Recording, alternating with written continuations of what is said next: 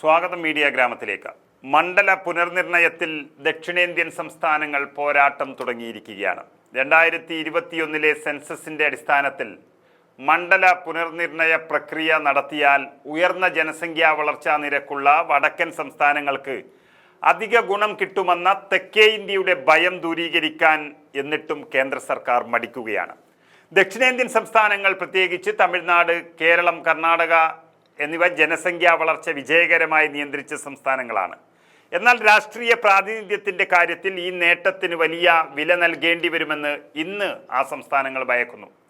ജനസംഖ്യയിലുള്ള ഏറ്റക്കുറച്ചിലുകൾ അടിസ്ഥാനമാക്കി ലോക്സഭാ സീറ്റുകളുടെ എണ്ണം ക്രമീകരിക്കുന്നതിനായി ഇന്ത്യയിൽ മുൻപും ഡീലിമിറ്റേഷൻ പ്രക്രിയകൾ നടത്തിയിട്ടുണ്ട്. രാജ്യത്തിൻ്റെ വളർച്ചയ്ക്കും ജനസംഖ്യാപരമായ മാറ്റങ്ങൾക്കും അനുസൃതമായി പാർലമെൻറ്റിൽ ആനുപാതിക പ്രാതിനിധ്യം ഇതുറപ്പാക്കുന്നു. ഇതിനു മുൻപ് 1952, 62, 72, 2002 വർഷങ്ങളിലാണ് മണ്ഡല പുനർനിർണയം നടന്നത്. തമിഴ്നാട്, കേരളം, കർണാടക തുടങ്ങിയ ദക്ഷിണേന്ത്യൻ സംസ്ഥാനങ്ങളെ അപേക്ഷിച്ച് ഉത്തരേന്ത്യൻ സംസ്ഥാനങ്ങളായ ഉത്തർപ്രദേശ്, ബീഹാർ, രാജസ്ഥാൻ എന്നിവിടങ്ങളിൽ ജനസംഖ്യാ വളർച്ചാ നിരക്ക് കൂടുതലാണ് എന്നതാണ് പ്രധാന പ്രശ്നം. വിവിധ പഠനങ്ങളുടെ പ്രവചനങ്ങൾ അനുസരിച്ച് ഏറ്റവും പുതിയ ജനസംഖ്യാ കണക്കുകളുടെ അടിസ്ഥാനത്തിൽ ഡീലിമിറ്റേഷൻ നടത്തിയാൽ ദക്ഷിണേന്ത്യൻ സംസ്ഥാനങ്ങൾക്ക് ലോക്സഭയിൽ സീറ്റുകൾ നഷ്ടപ്പെടുമെന്ന് ഉറപ്പിക്കാം. ഉദാഹരണത്തിന് 2021 സെൻസസ് ഡാറ്റ അടിസ്ഥാനമാക്കിയാൽ കർണാടകയുടെ ലോക്സഭാ സീറ്റുകൾ 28 നിന്ന് 26 ആന്ധ്രാപ്രദേശിന് 42 നിന്ന് 34 കേരളത്തിന് 20 നിന്ന് 12 തമിഴ്നാടിൻ്റേത് 39 നിന്ന് 31 കുറഞ്ഞിരിക്കും. ഇതിന് വിപരീതമായി ഉയർന്ന ജനസംഖ്യാ വളർച്ച കാരണം ഉത്തരേന്ത്യൻ സംസ്ഥാനങ്ങൾക്ക് കൂടുതൽ സീറ്റുകൾ ലഭിക്കാനും സാധ്യതയുണ്ട്. ഇത്തരമൊരു സാഹചര്യം അന്യായമായതാണെന്നാണ് ദക്ഷിണേന്ത്യൻ സംസ്ഥാനങ്ങളിലെ രാഷ്ട്രീയ നേതാക്കൾ വാദിക്കുന്നത്. കാരണം ഈ തെക്കേ ഇന്ത്യൻ സംസ്ഥാനങ്ങൾ ജനസംഖ്യാ നിയന്ത്രണ നടപടികൾ വിജയകരമായി നടപ്പിലാക്കിയവരാണ്.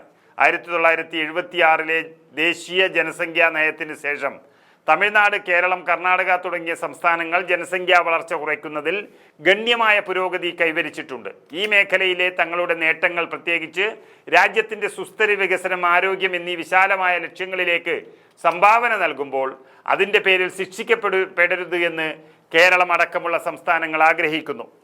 പരിധി നിർണയ പ്രക്രിയ ആനുപാതികമായി നടത്തിയാൽ ദക്ഷിണേന്ത്യൻ സംസ്ഥാനങ്ങൾക്ക് സീറ്റുകൾ നഷ്ടപ്പെടില്ല എന്നാണ് ആഭ്യന്തരമന്ത്രി അമിത്ഷാ ആവർത്തിച്ചു പറയുന്നത്. ഒരു സംസ്ഥാനത്തിനും അനുവാദമില്ലാതെ നഷ്ടം സംഭവിക്കില്ല എന്നാണ് ആശങ്കാ പരിഹാരമായി ആഭ്യന്തരമന്ത്രി അമിത്ഷാ പറയുന്നത്. ഈ സമീപനം ഇപ്പോഴത്തെ പ്രശ്നത്തെ പൂർണ്ണമായും പരിഹരിക്കപ്പെടുന്നില്ല എന്നതാണ് വാസ്തവം.